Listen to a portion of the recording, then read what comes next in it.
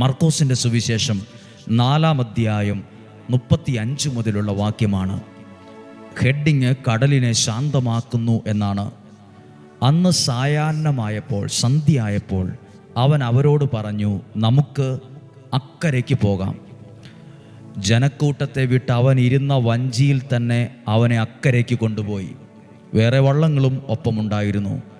വലിയ കൊടുങ്കാറ്റുണ്ടായി. തിരമാലകൾ വഞ്ചിയിലേക്ക് ആഞ്ഞടിച്ചു കയറി. വഞ്ചിയിൽ വെള്ളം നിറഞ്ഞുകൊണ്ടിരുന്നു.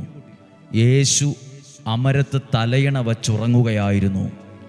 അവർ അവനെ വിളിച്ചുണർത്തി പറഞ്ഞു, ഞങ്ങൾ നശിക്കാൻ പോകുന്നു, നീ ഗൗനിക്കുന്നില്ലേ? അവൻ ഉണർന്ന് കാറ്റിനെ ശാസിച്ചുകൊണ്ട് കടലിനോട് പറഞ്ഞു. ഇതാണ് വചനം. ഇതിനകത്തിപ്പോൾ എന്താണ് പ്രസംഗിക്കാനുള്ളത്? ഈ വചനം വായിച്ചപ്പോൾ ദൈവത്തിൽ നിന്ന് കേട്ട ഒരു ദൈവിക സ്വരമാണ് പറയാൻ പോകുന്നേ.